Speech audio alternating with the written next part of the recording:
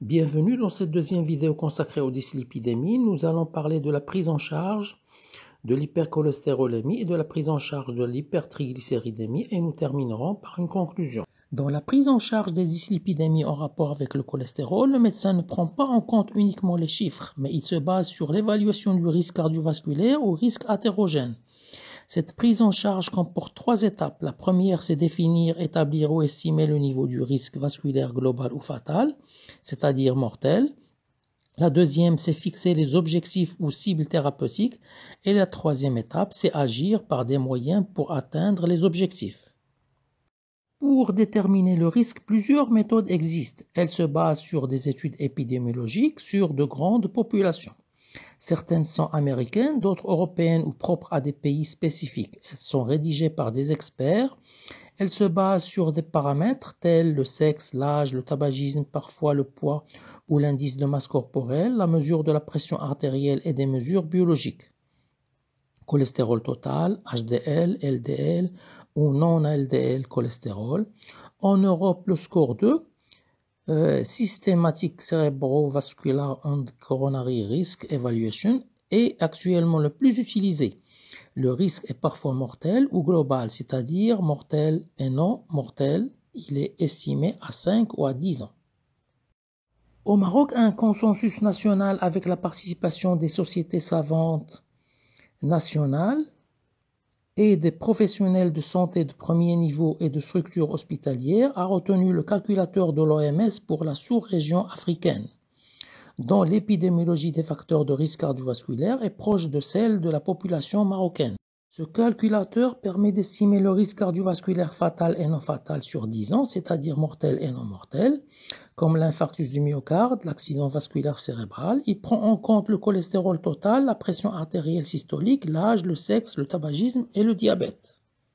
Prenons l'exemple d'un patient non diabétique fumeur âgé de 52 ans qui a une pression artérielle systolique de 152 mm de mercure. Si son cholestérol total est supérieur à 2,32, le risque cardiovasculaire fatal et non fatal sur 10 ans est inférieur à 10%. Et si son cholestérol total est supérieur à 3,1 g par litre, le risque est entre 30 et 40%. Donc, le calculateur de l'OMS classe les patients en 5 classes de risque, du faible risque au très haut risque, avec pour chaque classe des valeurs des lipides à atteindre. La deuxième étape de la prise en charge consiste à fixer les objectifs ou cibles thérapeutiques. La valeur cible du LDL cholestérol dépend de la classe de risque cardiovasculaire que présente le malade, qui a été déterminée par le score 2 ou le calculateur de l'OMS.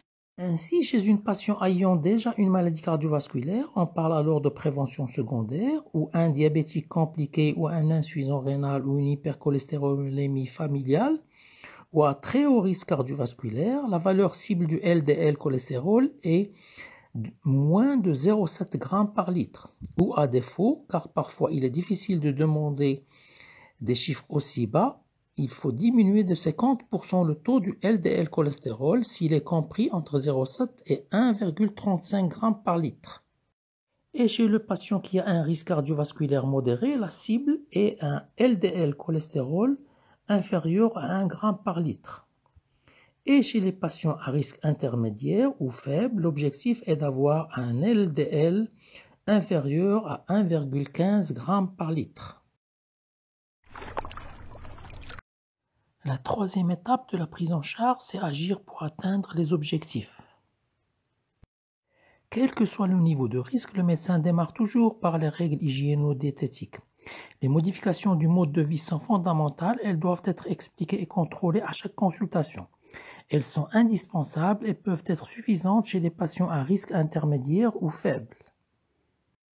Il s'agit d'une action de prévention et d'éducation comportant la modification du mode de vie vers plus de vie saine et un contrôle du bilan lipidique à 3 mois avec mise en place d'un traitement médicamenteux si les cibles ne sont pas atteintes. Il s'agit du régime et de l'activité physique. Ainsi, pour prendre en charge une hypercholestérolémie, il est important d'adopter une alimentation équilibrée en limitant les aliments riches en graisse animale, contenus dans les viandes grasses, les charcuteries, le beurre, les produits laitiers entiers, le fromage et en privilégiant les graisses végétales riches en oméga 3 contenues dans les huiles de colza, de noix, d'olive ou dans les poissons gras. À côté de ces mesures lipidiques, l'idéal est d'avoir des règles alimentaires globales qui portent également sur l'hypertension artérielle. Il s'agit de favoriser l'apport de fruits et légumes riches en antioxydants et en fibres, modérer l'apport sodé, moins de 6 à 8 grammes par jour, éviter les excès de charcuterie, les conserves, les plats préparés, les poissons fumés, les fruits de mer, ne pas ressaler les plats, encourager une réduction pondérale même limitée en réduisant l'apport calorique de 20% en cas de surpoids ou de syndrome métabolique. Il est conseillé de pratiquer une activité physique régulière et adaptée. En fait, ces règles doivent être intégrées dans la prévention au niveau global par une approche populationnelle portant notamment sur la réduction des teneurs en sel dans les aliments les plus consommés tels que le pain, la sensibilisation sur les méfaits de la consommation du tabac et la promotion de l'alimentation saine et de la pratique de l'activité physique régulière. Le médecin ne démarre le traitement médicamenteux en prévention primaire que lorsqu'il a 2 bilans lipidiques anormaux espacés en fonction de l'urgence entre 1 et 12 semaines. Et lorsqu'il traite, il vérifie les chiffres 2 à 3 mois plus tard pour voir si l'objectif thérapeutique a été atteint. Pour traiter l'hypercholestérolémie, le médecin dispose des statines et d'autres molécules. Les statines sont disponibles sous forme de différentes molécules. Elles sont classées selon leur dosage et l'intensité de leur effet. L'intensité du traitement dépendra des valeurs du LDL cholestérol et de leur évolution régulièrement contrôlée. Les effets secondaires éventuels sont la cytolyse hépatique et la rhabdomyolyse. C'est vrai que la rhabdomyolyse est faible, mais qu'elle peut tuer dans peu de cas. La douleur est intolérable dans ces cas. La surveillance de la cytolyse hépatique se fait par le dosage sanguin des transaminases. Parfois, le médecin demande les transaminases avant de commencer les statines. Lors du syndrome métabolique, l'antécédent de cytolyse hépatique, ils doivent être inférieurs à 3 fois la limite supérieure de la normale. S'ils dépassent 3 fois la limite supérieure de la normale, le médecin arrête la statine ou revient à la dose d'avant. La surveillance musculaire de la rhabdomyolyse est aussi importante. Elle se fait par la clinique, présence ou non de douleurs musculaires, et par le dosage des CPK. Là aussi, le médecin peut les demander avant de démarrer le traitement ou lors de la surveillance. Dans ce contexte particulier, je dois rappeler l'importance de l'éducation thérapeutique du patient. Ainsi, il est très important d'éduquer le patient par rapport aux douleurs musculaires. S'il a des douleurs importantes, qu'il arrête sa statine et qu'il consulte son médecin. Le médecin peut s'aider du questionnaire score clinique de Rosensen pour évaluer le risque de survenue des douleurs musculaires en rapport avec une intolérance aux statines.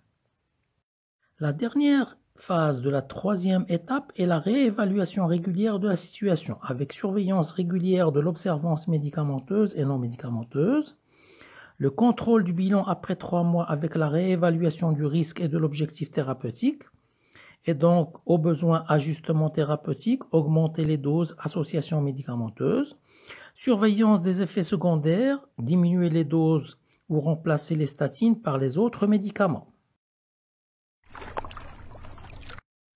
La valeur cible des triglycérides est inférieure ou égale à 1,50 g par litre de sang. Il faut insister sur la réduction du surpoids avec des apports caloriques équilibrés modérément hypocaloriques, moins de 20%, concomitamment à la majoration de l'activité physique régulière et adaptée pour augmenter les dépenses énergétiques. Il faut réduire la consommation d'alcool, voire le supprimer, réduire les apports glucidiques de moins de 45% du total calorique, en particulier aux dépens des sucres simples, fructose et monosaccharides, particulièrement hypertriglycéridémiants.